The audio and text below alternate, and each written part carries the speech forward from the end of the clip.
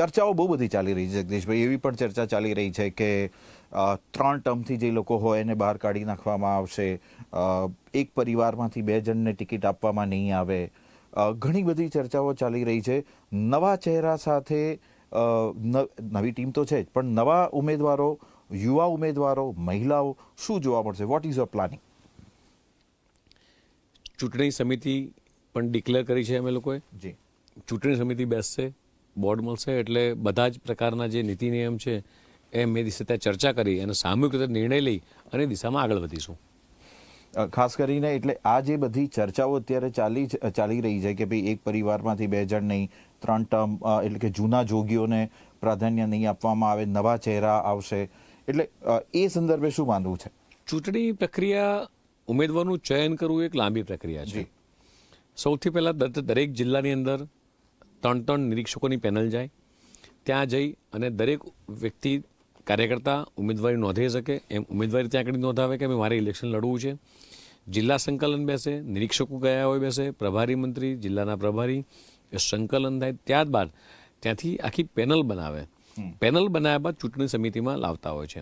અને ચૂંટણી સમિતિમાં જ્યારે ચૂંટણી સમિતિ મળવાની હોય ત્યારે માનનીય મુખ્યમંત્રીશ્રી હોય, નાયબ મુખ્યમંત્રી, હું છું, સંગઠન મહામંત્રી છે, આ બધા જ લોકોની આખી ટીમ બેસે અને ત્યાં આગળ સામૂહિક નિર્ણય થતો હોય કે આપણે કઈ દિશામાં કયા ક્લોઝ સાથે આગળ વધવું છે અને ત્યારે આખું ક્રાઇટેરિયા આગળ વધતો હોય છે. You don't want to clear it right now કે પછી નક્કી થશે? અને બધાએ સામૂહિક નિર્ણય લેવાનો હોય છે અને સામૂહિક નિર્ણય એ ભારતીય જનતા પાર્ટીની એક સિસ્ટમ રહી છે અને એટલા માટે સામૂહિક નિર્ણય બધા લઈશું કે કઈ દિશામાં આગળ વધવું છે. ચલો બીજા મુદ્દા પર આવીએ તો આમ આદમી પાર્ટી ધીરે ધીરે, કોંગ્રેસ એક બીજો મોરચો છે, રૂરલ એરિયામાં પાવરફુલ છે, પણ આમ આદમી પાર્ટી સૌરાષ્ટ્રથી પેનિટ્રેટ થઈ રહી છે, તો બીજી બાજુ કોંગ્રેસ આદિવાસી વોટ બેંક પર વધારે ફોકસ કરી રહી છે.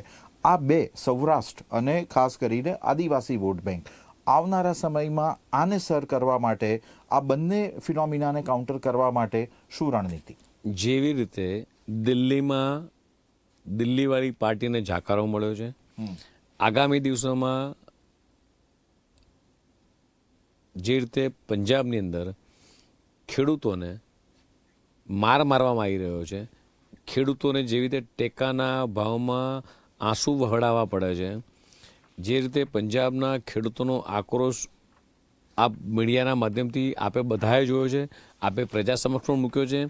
ભગવત માન એ ખેડૂતોના પૈસે અન્ય રાજ્યોમાં ચૂંટણી માટે ખર્ચી રહ્યા છે, પછી એ ગમે તેટલી ગુજરાતની પ્રજાને છેતરવાનો, ભોળવાનો પ્રયાસ કરશે, પણ ગુજરાતની સાણી જનતા એ 30 વર્ષથી એમણે જે પાર્ટીને એટલે કમળને જનસમર્થન આપ્યું છે, આ પાર્ટી અત્યારે કદાચ દિલ્હીવાળા કે માન્ય રાહુલ ગાંધી કોંગ્રેસવાળા આઈને નાની મોટી જનસભા કરી જાય, રેગ્યુલર આવે છે, વિધાઉટ બ્રેક આવે છે. હું એ જ કહું છું તમને કે એ આઈને નાની મોટી જનસભા કરી જાય, જેટલા ઉમેદવારોનું ચયન કરવાનું છે, આખા રાજ્યમાં 10,000 ઉમેદવારોનું ચયન કરવાનું છે, એટલી એમની પાસે કાર્યકર્તા નથી.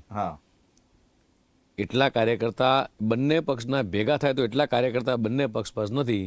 એટલા એના કરતાં 100 ગણા વધારે કાર્યકર્તા એ ભારતીય જનતા પાર્ટી પાસે છે, કારણ કે એક વિચારધારા માટે જોડાયેલા કાર્યકર્તા છે. સ્થાનિક સ્વરાજ્યની ચૂંટણીઓ ત્રિપાંખીયો જંગ હશે કે દ્વિપાંખીયો જંગ હશે? એટલે કે કોંગ્રેસ વર્સિસ બીજેપી કે કોંગ્રેસ આમ આદમી પાર્ટી ભેગી અને સામે BJP? How do you analyse?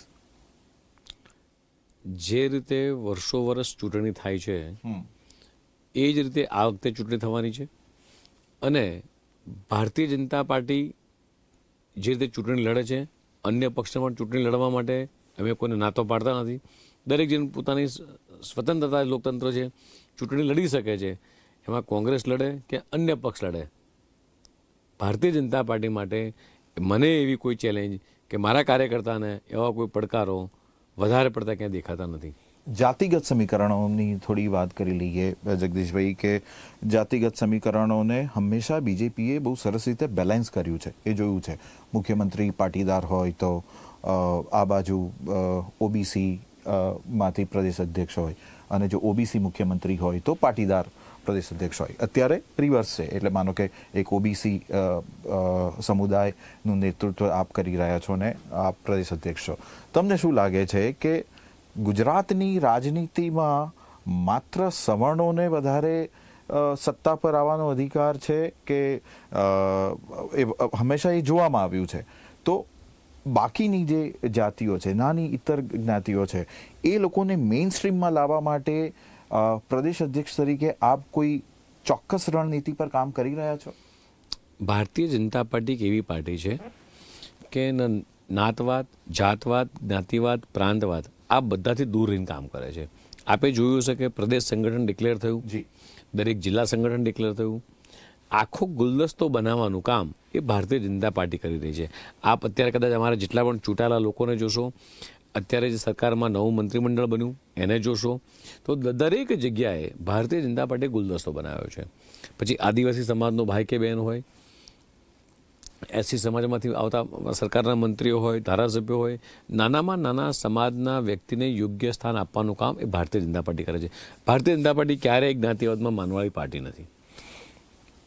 તમે જ્ઞાતિવાદનો ઇનકાર કરી રહ્યા છો, પણ એક વિપક્ષ તરફથી એવો પણ આરોપ લાગે છે કે ચૂંટણીઓ આવી એટલે યુસીસી આવી ગયું. તો તમે ચોક્કસ વિપક્ષને મારા વતીથી પૂછજો કે નહેરુજીએ कांग्रेसना वडाप्रधाने ए वक्ते पण कीधुं हतुं कि यूसीसी के लिए इतनी जल्दी क्यों है. तो खाली कांग्रेसने आपना माध्यमथी मारे पूछવું છે તો એનો યોગ્य સમય કયો? આઝાદીના 70 વર્ષ પછી પણ જો યુસીસી ના લાવીએ તો એનો યોગ્ય સમય કયો? 1952માં જનસંઘની સાધારણ સભામાં યુસીસી હોવું જોઈએ એવું જનસંઘના મુખપત્રમાં પણ હતું. અને એ જ વસ્તુને ભારતીય જનતા પાર્ટી છેલ્લા 1980થી લઈને આજ દિન સુધી વળગી રહી છે. 2022ના ઇલેક્શનમાં પણ અમે સંકલ્પપત્રમાં કીધું છે એ વસ્તુને પુરવાર કરી છે. અને એ માત્ર આ યુસીસીના કારણે એ રાજ્યની તમામ મહિલાઓનો ફાયદો થવાનો છે. એમાં ખોટું શું છે? આમાં ક્યાં તૃષ્ટિકરી રાજનીતિ કોણ કરે છે? એ કોંગ્રેસ કરે છે. અને એટલા માટે જ એમણે વર્ષો સુધી મહિલાઓને અત્યાચાર સહન કરતી જોઈ છે. મહિલાઓને પોતાનો ન્યાય ના મળે, અધિકાર ના મળે. આના માટે સતત કોંગ્રેસ મહિલાઓને એ વંચિત રાખવાનો પ્રયાસ કરે છે. ક્યારેક એક વખત કોંગ્રેસના નેતા તમને મળી જાય તો ચોક્કસ પૂછજો કે તમે શેના માટે એટલા વર્ષ રાહ જોઈ, અને તમે ના કર્યું. અને એટલા માટે જ તમારા અધૂરા પડેલા કામો આજે દેશના યશસ્વી પ્રધાનમંત્રી માનનીય મોદી સાહેબ અને ગુજરાતની અંદર માનનીય મુખ્યમંત્રી ભૂપેન્દ્રભાઈ પટેલ એ કોંગ્રેસે ન કરેલા કામો, પ્રજાલક્ષી કામો આજે અમે લોકો કરી રહ્યા.